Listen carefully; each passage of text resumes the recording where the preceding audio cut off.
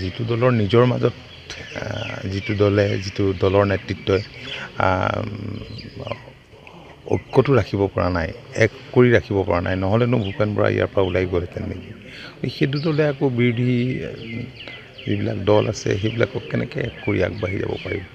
অৱশ্যে এইবিলাক কংগ্ৰেছৰে পুলি পোখা আছিল, সেই কথাও মই কৈছোঁ।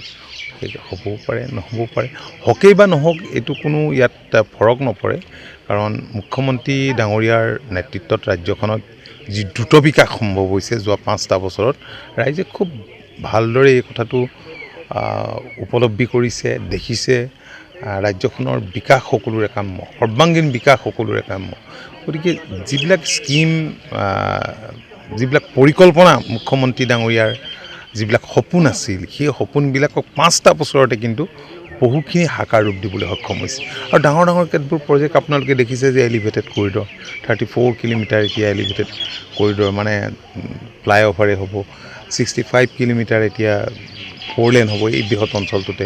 নুমলীগড়ৰ পৰা গহপুৰলৈকে টানেল হ'ব, দলং হ'ব, ৰেলৰ ট্ৰেক থাকিব।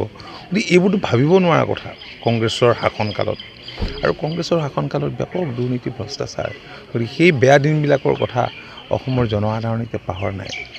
2014 চনৰ পৰা ৰাজ্যখনৰ জনসাধাৰণে যি এটা সুকীয়া পৰিৱেশ দেখিছে, গতিকে নতুনকৈ আৰু কংগ্ৰেছক বা অন্যান্য বিৰোধীক ইয়াত ইনভাইট কৰিব নোখোজে, আমন্ত্ৰণ কৰিব নোখোজে। শাসকীয় পক্ষক চাওক, তেওঁলোকে যিমানেই যি নকৰক কিয় এতিয়া অসমত, কাৰণ আমি অনুভৱ কৰোঁ যে কংগ্ৰেছক আৰু অসমৰ মানুহে বা বিৰোধীক আদৰি নলয়।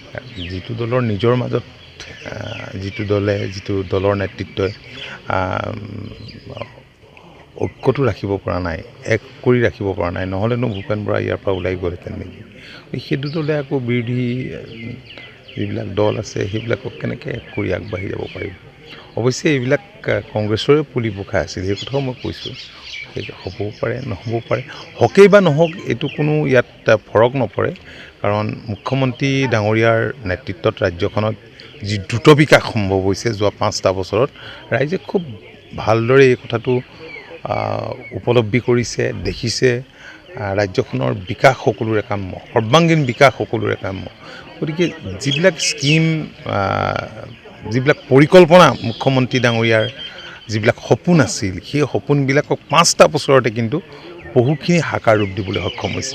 আৰু ডাঙৰ ডাঙৰ কেতবোৰ প্ৰজেক্ট আপোনালোকে দেখিছে যে এলিভেটেড কৰিডৰ, 34 কিলোমিটাৰ এতিয়া এলিভেটেড কৰিডৰ, মানে ফ্লাইঅভাৰে হ'ব।